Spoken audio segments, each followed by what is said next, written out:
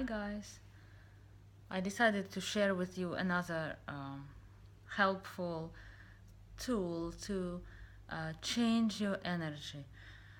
Situations that happen in life affect our energy field. For example, you find yourself in a company of negative people who complain a lot, who think in negative thoughts, and if you have to spend the whole day in this company of people, you can't help but notice your energy becomes lower. So, being aware of that, how can you change it? Well, there are tools to change the energy field. So why would I like to share this with you? Because first of all, it's a very helpful tool, and these tools that really help me, they might help you as well.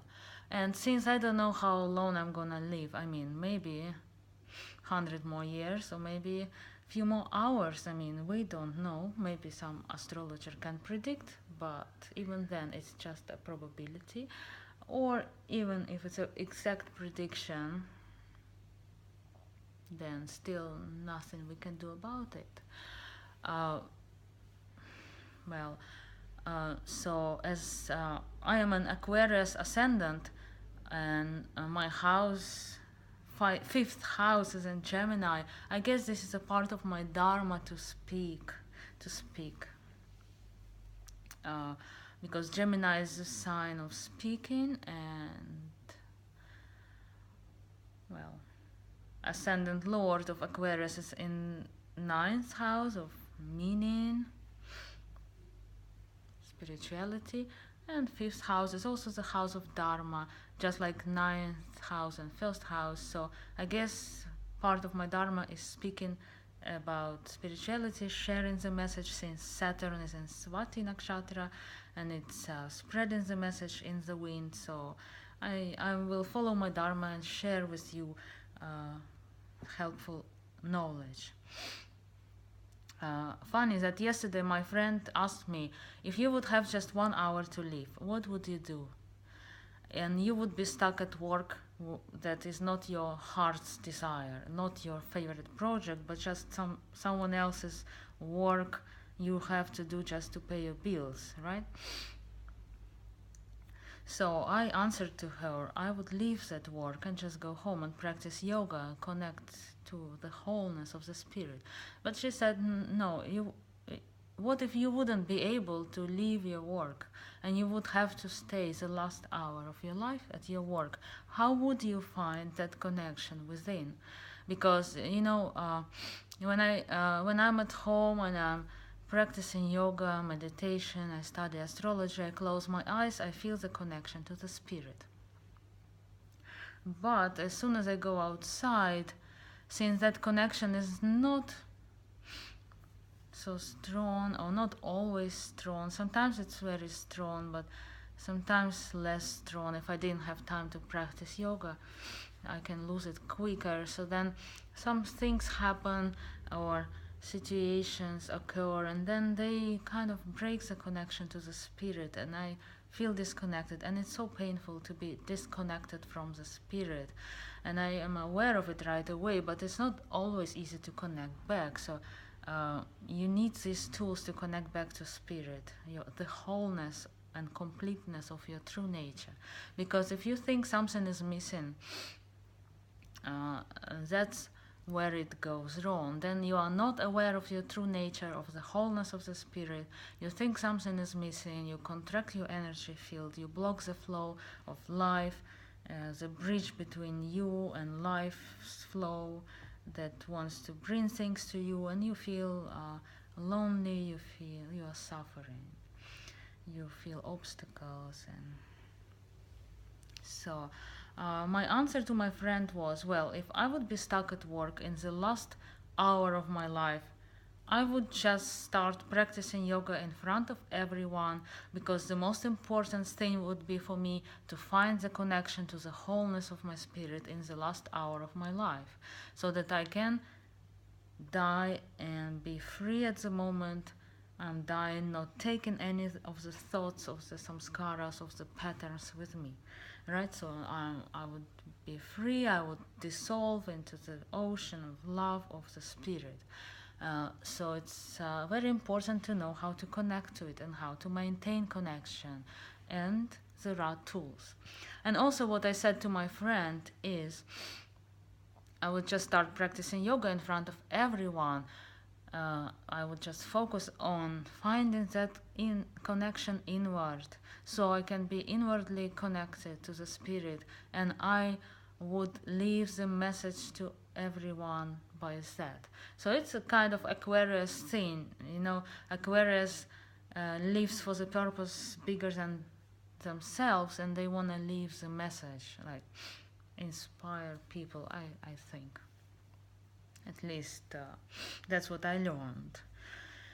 So it's very important for Aquarius not to just your own life, but also leave the message that will outlive you, the ideas that will outlive you, that will help the society. So, how can you change your energy field if you feel your energy is getting low and you are disconnected from this wholeness within?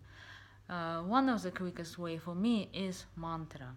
Like when I'm on my bike and I feel very negative about some situation on the road, uh, and I feel like energy level drops, becomes very low and dark, like I even want to curse. Well, I'm aware that this is not gonna bring any light and good things to me, so I just read the mantra like Om Trayambakam Yajamahe Sugandhim Pushtivardhanam Urvarukamiva Bandhanan Mritor Mukshiyamamritat. And because I've been chanting this mantra so many times, it changes my energy field, and it gives me this vibration of light, higher vibration of energy. I can just feel it in my energy field from one time. Imagine if I would chant it 10 times or 15 minutes or any other mantra that helps you. Another way to change your energy field is through the yoga practice. Like you can connect through the practice to more peaceful and calm energy, or activating energy, like kind of rising up like a warrior when you need the courage and strength to rise up, maybe speak up, do some action that's very important. Or you can connect through the practice to the flow of love when you need to cultivate the love in yourself, right? Like move like love. So you love, not conditional love like I love my boyfriend, no, but more the purity of love in the heart. That's unconditional love, that's our true nature, the constant flow of bliss and love. So there are also practices that help you to connect to that Sringara Rasa Vinyasa, like I studied with Shiva Ray. What is rasa? Rasa is essence. Like everything has its essence. Without essence, it's gone. Like the dog has its essence that makes it a dog and not the cat and not the wolf. Like lemon has its essence, the sourness. And lemon is not an apple, not an orange, because lemon has the essence of the lemon. Like you also have your essence that makes you you. Like you are not your sister, you're not your mother, even if you are alike, or if your friend and you are very much alike, still there is this essence in you that makes you you. And this is rasa, the taste, the juice of life. So the purpose of yoga is to cultivate inner state that helps you to feel the juice of life, the taste of life. Like imagine you feel agitated, and you, through practice, through peaceful flow, vinyasa, you can connect to peaceful, calming, soothing energy. And it will be very helpful to break the stuck patterns. You don't have to be stuck in negative energy, in low energy, in agitated energy. You can start your practice knowing the tools. I share it in my classes. You can connect to different quality of energy. By the way, I'm gonna teach class in an hour. Not sure if you can still make it, but yeah. I started it with Shiva Ray, if you wanna learn more about it. So when you start moving on your mat, you feel energy just shifts right away. And sometimes through the practice, you might feel it's not serving your inner state. Like if you are very agitated and you're practicing activating postures like warrior postures, and you feel your fire is rising and it's creating imbalance, too much fire, excessive fire in the body can also harm you. So you might need some peaceful, calming energy, even if it doesn't feel like that. That might be what you need, right? And in Vedic astrology, there are also water, air signs, earth signs. So you can also, knowing, for example, your chart and knowing where there are imbalances in energies, you can also combine Vedic astrology and combines the current planetary positions energy. Like if you know this planet that of which you are running the planetary period, Mahadasha is right now in the water sign or air sign, and you know you have like too much air, you need to ground yourself, more earth, you would practice more earth grounding practices. So Vedic astrology and yoga together are a great tool to become aware of the energies, to become free of the stuck patterns, to shift the stuck patterns, and just flow freely, be the free spirit that you are, and embody the freedom in this daily life. That's the biggest art of living your life in such a way that you can allow the wholeness of spirit flow through your every action in this life. The love that you are, the pure love of the heart, flow into everything you do, and so that you become so pure and free that that source energy can freely flow through you and make the world a more beautiful place. So, the ways to change your energy and the ways to find connection to the wholeness of the spirit within are mantras, like even saying Shanti mantra. Shanti. I've been saying it many, I don't know, thousands of times. So now when I even say Shanti, I already feel peace in my heart. So it has a big power. And not only because I repeated it so many times, but because so many thousands of years by so many thousands of people this mantra was used. It has a collective strength of energy.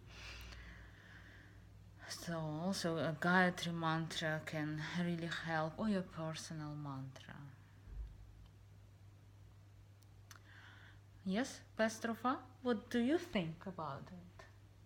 Your energy is always very grounded. Yeah, very grounded, always connected to inner bliss, always. And sometimes she gets disconnected and attacks me.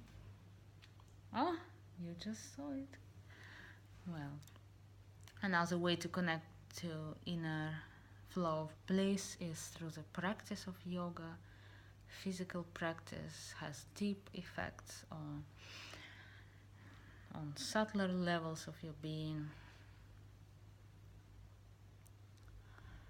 Just being aware, going with your awareness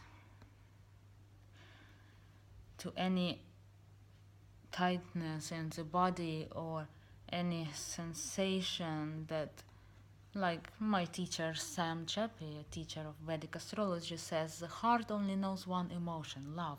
Everything else feels strange. So if you feel any emotion that's not love, the strange emotion like sadness or anger or disconnection, disembodiment, like you're not present in your body, you're not present in the moment, you feel like you have no soul, right? When you cannot connect to the wholeness of spirit, it feels like you have no soul. It's very painful. Maybe you're not aware of it, but it is very painful. So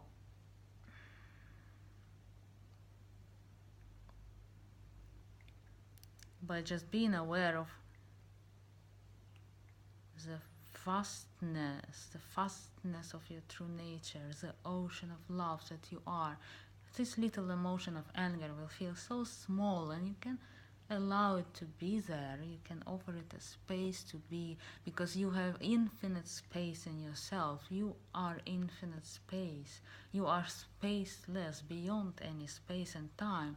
So any emotion is just so small. If you look at it from the perspective of your true nature, it will be like a cloud in the infinite blue sky, right? A little cloud. It can be there, it's okay. But if you think you are this limited being, and then anger feels bigger than you, emotion feels bigger than you, but it's so small if you're aware of your own true nature. So I will stop talking for now. Hope it was helpful, and have a nice evening.